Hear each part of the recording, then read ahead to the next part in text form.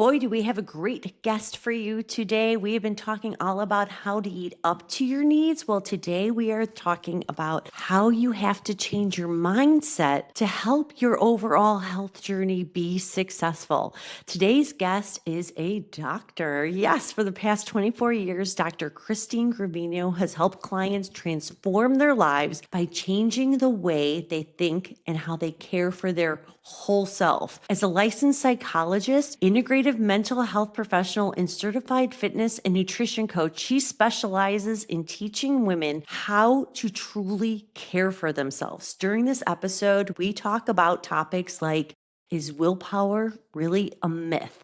We talk about how consistency can be your best friend. We talk about why trying harder is not always the right way to go. Dr. G is going to tell you how the bare minimum can become your best friend when it comes to getting healthy, especially if you're a woman who has spent their entire life battling against everything that's been thrown at her. Without further ado, let's go meet Dr. G. Welcome to Eat the Fucking Food. I am so excited that you are here today. Hello, I am so excited to be here and I absolutely love the title. Thank you.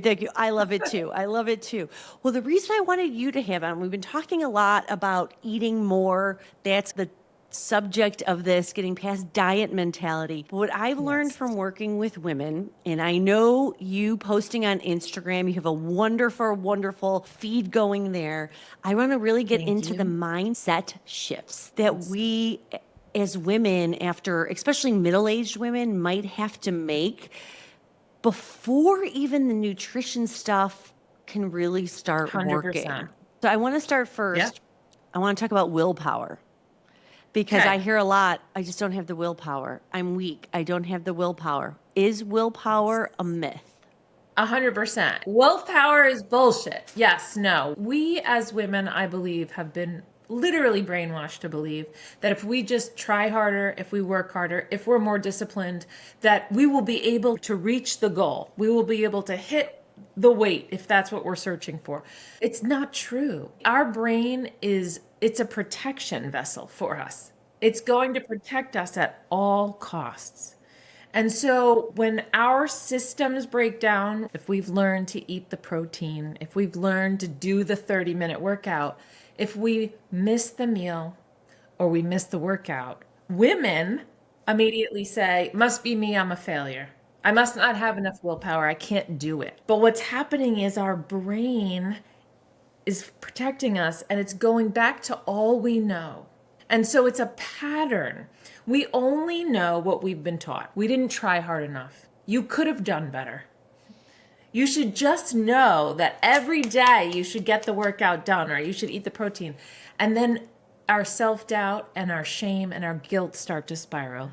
And the pattern starts all over again. Oh my goodness. Even just you saying that, I felt it physically. I'm so passionate about it because I have worked like you with so many women who simply still believe that there is something inherently wrong with them, that they can't follow a plan. Right. And like how many of us have downloaded all the free guides, even if we don't have a coach working with us? It's like we have the info. We're smart, we're intelligent, but it's not that we can't follow a plan. It's that our brain is just trying to pull us back to what we know. So, and is this kind of like perfection? This, like, we kind of get a little hung up on perfection. If we're not doing it perfectly, because I know I struggle with that. Oh, I didn't do it well enough, so it's almost better to not do it. Is that our survival mechanism a little bit? Sure, that's one of them. That's one theme. It's the all or nothing thought process. So if that is something that your brain is used to, I've got to do it all or I do nothing, and we do one thing and we start changing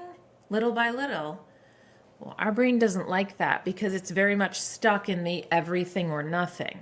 So the minute we start making progress and the minute we start getting better, working towards something, as soon as a stressor comes into play, as soon as hormones shift, as soon as a family member gets ill, anything that happens like in our environment attacks us, our brain goes right back to all or nothing. If I missed a workout, then I have failed. So what do you advise for when a woman finds that moment, that like that seed of panic? That's what happens to me. I know I like to work out in the morning. It's 3 in the afternoon. And instead of going, oh, I have 30, 40 minutes now to do a little something, I'll go, well, tomorrow. What would you advise when we find ourselves in that little, like when we feel that glitch going against our wiring, how to get past it? Well, one of the things I love to teach people is the bare minimum, just trying to shift sort of their mindset. Yeah. I have people visualize a dial. It's like, just shift it. I don't need you to change your entire mindset. I just want you to shift it a little.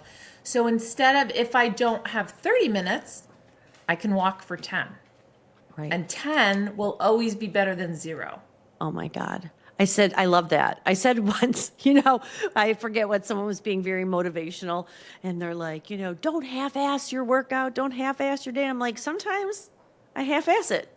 Sometimes a half-ass is better than, like you said, a It's no-ass. all we can do. Right. Sometimes it's all we can do. And Jess, so you're just saying, And that's good enough. yes. It's this message that women have gotten that's not good enough. Yeah. That means they have failed if they can't get the full 30-minute workout in. Like, what? I love that. So start thinking bare minimum rather than 100%. Zero. Or zero. Correct. Right. I love that. All right. The other challenge that's been thrown at me by my own clients here is too busy to eat. They think they cannot take the time. And I've done it myself. I've gotten busy doing stuff and it's 3 in the afternoon and lunch is gone. So we just hold off for dinner. And it's so critical. You and I know as nutrition coaches how important food is for fuel, for our energy. How do we get past this? How do you make yourself a priority that you believe taking a lunch is okay? Well, I do a lot of identity work with people, and I do think that you have to decide you want to be the woman who fuels for her health, who fuels for her stability, her mental health. If we come into programs, whether it's a nutrition and fitness program or counseling in my private practice, so I do therapy as well. And so if we're coming in as a consumer and we want change, we're saying, this is how I want to feel, this is what I want to do, but we're not identifying as that person. I want to be a stable midlife woman. And instead, we're married to this identity of midlife women are unstable, hormones all over the place, then we're not going to follow through with the behaviors that lead us there. So going back to what you asked, I would say to the woman, you wake up in the morning and you say, I want to fuel my body for success today. I'm going to respect my body and myself, and I'm going to make sure I eat my food. Bare minimum can work with food too. It's like if you've taken the time to bring your lunch to work and all of a sudden you remember I forgot to eat, don't leave it there. Have a couple forkfuls. You don't have to sit for 20 minutes and eat the whole meal. But again, identify that this is going to make me feel better, not only physically, but mentally. Is there anything, women I feel traditionally, culturally, serve a lot, especially maybe if they're mothers, if they're caregivers to their parents, they don't even have to be mother. I'm a town. Like especially women of our generation, I feel and I have hope that like I see some younger women go, no, I can't. They're better with the boundaries maybe than our generations. But is it something like, I feel like making, for a woman to make herself a priority, it goes back to something's wrong. Like I'm doing it wrong. I should not be like putting everyone on their to-do list before them. So if someone's struggling with that, I feel once again, does that go back to the bare minimum? Does that just go back like I love the mantra that you're like, I deserve to fuel myself. What would you tell that woman? Yes. So I tell that woman, this is very common. Yeah. So if you think about a fence, women in general, and yes, I do think it's generally generational. I do think the younger generations are getting much better at this. I hope, from what I've seen, I'm like, thank you. I think so. I have older children and their girlfriends or their friends in their 20s, late 20s, like they're very good at boundary setting, sometimes a little too much. But I think that if you're on a fence, I like to give visuals. Yeah. Here's your fence. Women have always put themselves below everybody else. Here's everybody in our family, right? Our spouse, our partner, our children, our parents, our siblings. All I ask is that you visualize yourself on the same level. When you ask a woman to do that, take herself as a priority, she immediately sees herself up here and she's like, that's selfish. I could never do that. Or, yeah. And I'm like, I go, relax. What I want you to do is go here. And some days you'll still be here. And some days you'll be here because these people won't need you, especially as your kids grow older. You won't be needed like you were Right. needed when they were little. Because again, women of our age, our kids were little, everything was them first, them first. We never got the message. What about you? Even going back to like my lunch was whatever was left over on my toddler's plate, like the Correct. leftovers. I didn't make myself a Yes. lunch. So we want that message to be different now. Can you just work on putting yourself on the same level as everybody else? It's not selfish. Yeah. It's not. But that's such a hard thing to get through, right? Yes. Making yourself a priority. Okay, so we've kind of already touched on this next one. You posted something about this the other day, and I loved it. It's like getting all the things right or consistency. And we've already been touching because I think consistency goes in that. I love consistency. I love it's like the little things you do every day compound way more than the big things you do randomly. So a woman's coming in, she's trying to get healthy this year, whatever that means to her. She wants to get stronger, she wants to have more energy, she wants to sleep better. What would you recommend her starting with if she's coming from zero, if she's overwhelmed by all the things? What can she do to be consistent initially? Consistency is small habits built up over time. And those habits get broken down into multiple different areas. So, like, I might teach the mindset habits, the messages you have to repeat to yourself, the awareness that you have to have of the actual messages you've been giving yourself for decades. You got to become aware of it. Same thing if it's habits having to do with food or nutrition or exercise. I think that one of the things I've realized in the last 5 years is that most women try to do all of it at the exact same time. It's part of the all or nothing. It's part of what we're ingrained to believe. We either overhaul everything or we become paralyzed and we end up doing nothing, and then we're stuck in the same place a year later. So I would recommend someone pick one, just one. You want to learn how to drink 100 ounces of water? Spend 2 weeks waking up and saying, today I'm going to track my water and I'm going to become a hydrator. Identify as someone who hydrates the appropriate amount for your body and nail that for a little while, and then add another one. And in the meantime, if you wake up and you're like, ugh, I didn't hit my 100 ounces yesterday, I'm such a failure, then you're queuing into your next one, which is, you're not a failure. It's not all or nothing. So then we work on a little bit of mindset shifts. Oh, I love that. I feel women don't give themselves also the time they need to make the change, Such a great thing. Like we might try it for a week or two, but how long, especially if you're making a big shift, like making yourself a priority, taking the time, taking a 30-minute break at noon or whenever to have that midday meal. Yeah. I think we need to talk more about like how long it could possibly take before it I think becomes that's real yes. for you. Amazing question, because there's this myth out there. I mean, I heard it even in grad school, right? It takes 21 days to form a habit. Lie. Let's call it bullshit. Yeah. It's not true. It takes 6 months up to 3 years. Oh my God. Yeah. So Good. one of the things, I mean, and that's science. So can 2 weeks of consistent behavior give you a great foundation? Can 21 days give you a good foundation? Of course. But the minute stress hits, that foundation is blown right out of the water. Yeah. And if your mindset isn't correct, if your mindset isn't, I'm in this for the long haul, I have to give myself at least a year to figure out if this is going to be something that benefits me or doesn't. Commit to the 3 months, the 6 months, the 1 year, because that's truly what it takes to change behavior. I mean, you're talking to a psychologist who's worked with people for 10 plus years in my private practice. Behavior change is hard. It's one of the most difficult things we'll ever do. It's so much longer than you have in your head. And to me, that much longer. actually is freeing in a way. I know the moment I went, all right, I'm making nutrition changes for myself. I'm going to invest in eating up to my needs for the rest of my life. it became actually, it like, for me personally, rather than going, oh my God, that's so overwhelming, rest of my life, hopefully another 40, 50 years might be pushing it. I hope so But too. maybe, Come but on. let's dream Yeah. big. Let's dream big. But it also Yes. made it go, okay, so when I have a day now that wasn't great, or I chose more fun foods, instead of going, oh, and tossing, I'm like, well, it's just a day. I'm gonna have thousands more. Like tomorrow's a new day. Absolutely. And I love the honesty because I think we are sold a lot.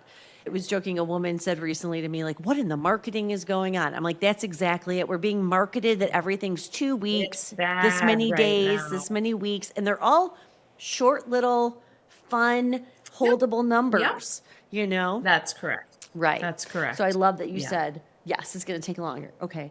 And you're Yeah. right. Just to speak to what Yeah. you Yeah. said, it does is very freeing. Yeah. Like being able to really embrace that mindset. Like I'm in this for the long Yeah. haul. Like again, if we're not in it to lose 5 pounds at this point in our lives, that's truly not what it's about. It's about longevity and strength and health and being able to get on the ground with God willing grandchildren that I might have. I just feel like, of course, it's going to take Yeah. time. We have the rest of our Yeah. lives, So I love that. The mindset is a huge piece there. I love all this. This is so good because I feel it's often the mindset is what gets left out of a lot of things when women try to get healthy. We just go right Yes. to our food, our workouts. Food, working. We don't even, I won't even get into sleeping. Like you already brought up water, but like sleep, we don't No. even focus on the whole, the whole picture half the time. All right. So the other thing Do you know what I was told? I'm going to share this with What? you. I was told when I got in the online space, right? And I knew that I was an integrative mental health specialist, food, nutrition, mindset. I was told mindset doesn't sell. So not to use the word mindset.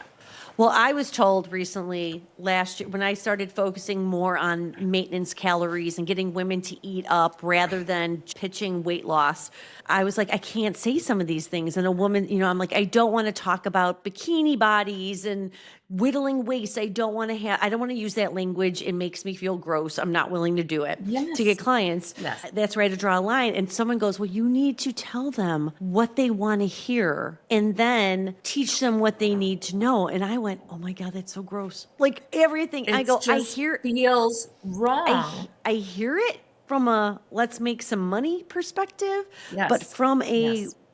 let's actually help women. Well, I can't. Maybe that's why Well, I'm I'm not with a you, Kristen. millionaire. I'm with And you. right. But You'll hear me say mindset a lot. I know, and I love it. And it was funny because my recent clients who are with me in Game On Nutrition were like the whole first 12 weeks. We do a lot of mindset work, and this podcast is Yes. going to be so great. I cannot wait to share it with them. I need to bring you in and be like, listen, You could bring I me got a in. doctor. I love it. I got a doctor. Like I love it. I know she knows. She knows. All right. Trying harder and repeating patterns is something you talked about Yes. the other day in line. Yes. Can you dig into that? Like, what's the shift there that people need to make? Okay, well, we don't need to keep trying harder. Okay, we need to identify and become aware of what those patterns are that we keep repeating, right? So it's self sabotaging thought processes, one of which is all or nothing, one of which is I can't do it, I'll never be able to follow through. I'm just somebody who starts over. Most women don't have any idea how to pay attention to what their unconscious thought process is.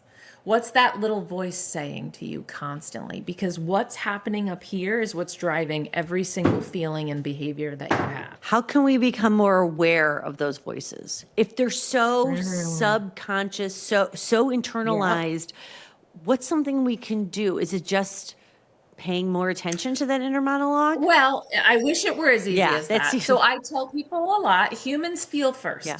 We feel our emotions. We usually can name those. Not that many can handle all their emotions, Right. don't get me wrong, but we feel it. We wake up, we know how we feel. We're in the middle of the day, we start getting angry because somebody yelled at us. We can feel anger and we can identify that, right?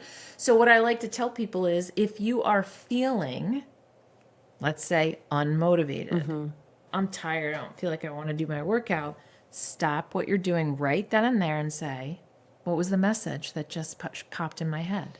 I don't have enough time. Today was too stressful. I deserve to sit on the couch and watch TV instead. Like you have to start becoming a detective is what I tell people all the time, very aware of what the messages in your head are telling you because they're you, they're your voice.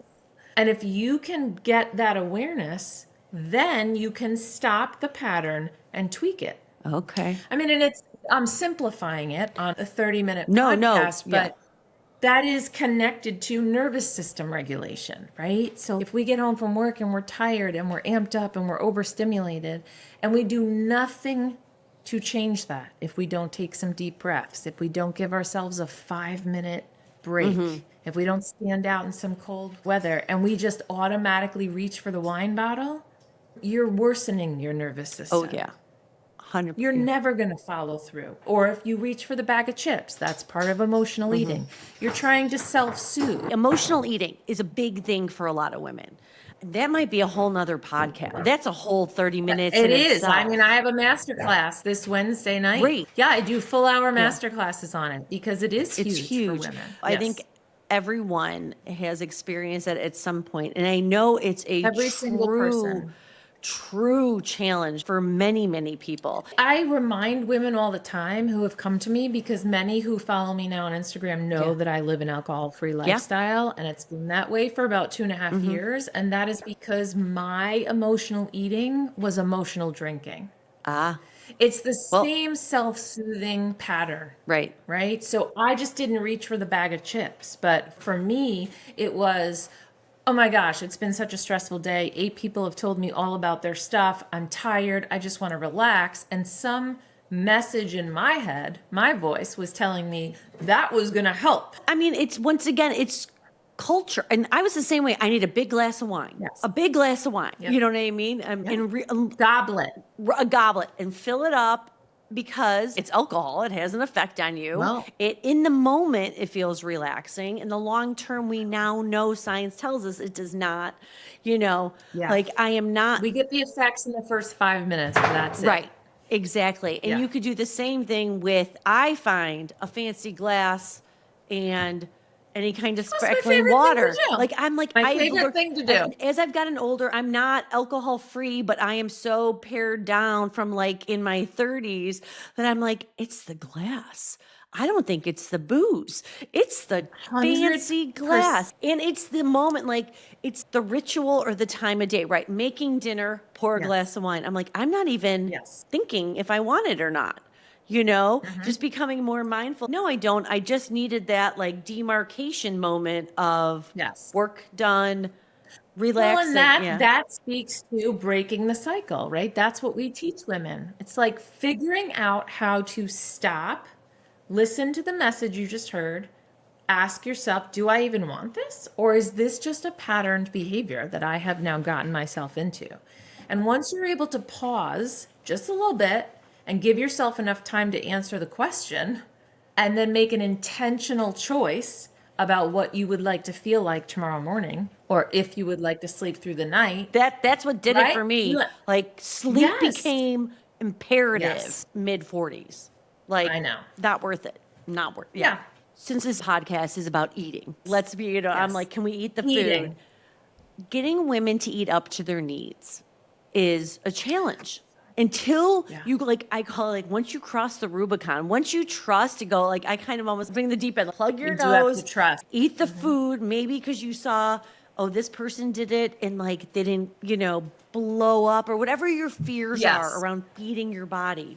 What would the first step be there? I know I teach, we go slow. It's not a, hey, I'm bumping you from here to here. But how do we, is it another mantra thing? I know I found myself because like I do weigh more now than I did 10, 15 years ago. I'm the same size, but I weigh more, Body composition body change. composition change. And something that has helped me is I deserve to take up space.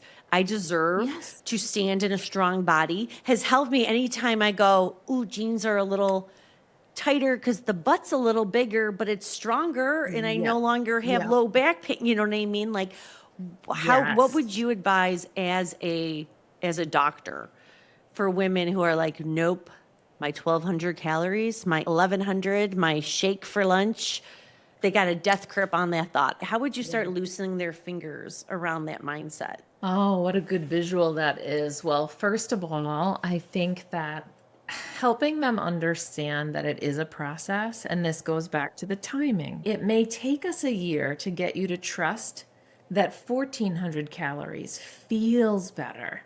That 1600 calories, you're sleeping. You no longer have mood shifts. Your anxiety is at bay. That's going to take time.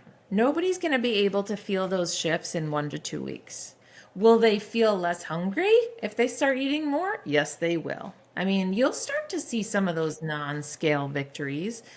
But for somebody who has a death grip on that 1200 calories, it's going to take a lot longer than that because you know they're not going to go from 12 to 16 in week 1. And it's probably going to take them at least 2 months to even trust the fact that you're asking them to eat more. And so a lot of people, a lot of people need to have the patience for that, to work with folks like that. And then you need that other half. You need the other person to really want to have that connection with somebody to be able to trust that that's going to change. Far too often, women don't give it enough time. And then they're like, doesn't work. And yet, if you really look at what they've done, they haven't done what they've needed to do in order for it to work. So, it's both sides. You need 2 willing participants in a really connected and trusting relationship for that grip to come off.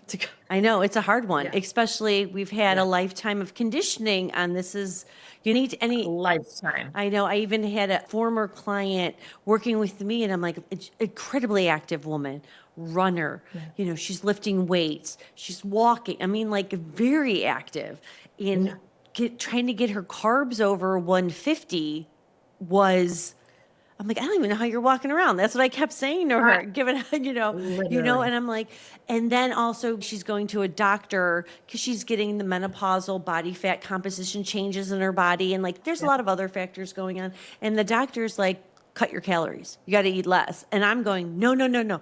I think we need to eat more. It's a lot of static, I'm sure, in a lot of women's heads. I think you bring up a great point, and I'm sure this is something you'll end up talking about many times on your podcast, which is that Western medicine and our doctors right now are still, many of them are still saying, work out more, eat less. Yeah. What? No. And so that's a problem when you have, educated, certified people trying to teach women, you need to fuel your body. Like if you don't want to experience all of the symptoms of menopause, if you don't want your bones to be brittle, if you want to be strong and you want to live longer, like you have to eat. Yeah. You have to eat fucking food. And yet our doctors are saying, well, if you're overweight and you want to lose weight, you should eat less and start working out more. It's so much more complex. It's simpler complex. yet more to it. Like first even just look at the food you're eating, right? Oh, I can get on to for this forever. Look at the food. I mean, you have lots and lots and lots of content. There we go. Exactly. Let's eat real food for the most part. Yeah. Okay. All right. Yeah. We're coming to the end and there's a question I've asked everyone except one person because I blinked on it. But since it is, what is your favorite thing to eat? What would you like, even if they were like, no, this is horrible. Would you go, I love it. I'm eating it. Oh, okay. Well, first of all, I am Italian. Yeah. I love all foods. Second of all, I don't have any food that I will never eat unless I don't like it. If someone told me I were allergic to peanut butter, there would be a real problem. Let me just say that because I do love peanut butter. You'd be like, I'll deal. Here's an EpiPen. I'm going to deal with it. Yeah, really. I mean, it's part of my daily life. Or brings you the most joy or, like. Favorite joy? Oh, dessert. Dessert? Oh. Anything chocolate and peanut butter. I mean, I have to be honest. I really do love all foods. I truly do.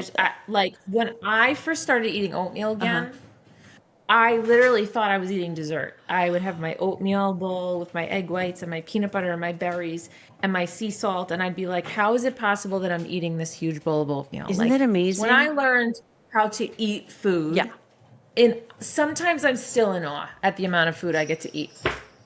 And feel the way I feel.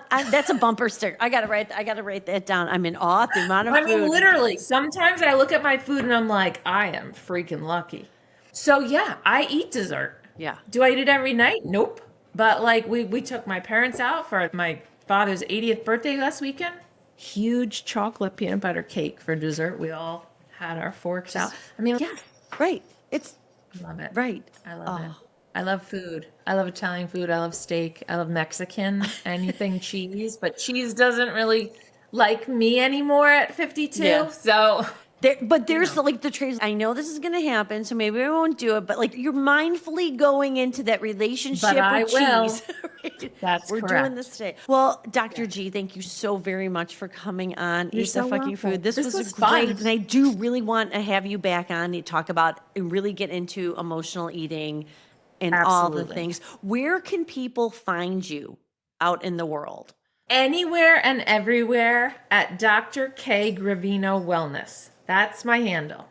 Dr. K, DRK, Gravino Wellness. So Facebook, Instagram, I have a website. It's all that same name. And like you said, you have a master class coming up and you teach them I regular. I do. know I this probably offer, won't be out till yeah. after, but you do this No, it's quite okay. I often, offer right? master classes twice a month. I do a master class. So I really try to dig into the psychology side of things now Yes, I love it. because it's my passion. So Well, we are lucky to have you. So go find her out there, give her a follow, and thank you so thanks, much for being a Kristen. guest on the Thank you. podcast. Anytime. Anytime.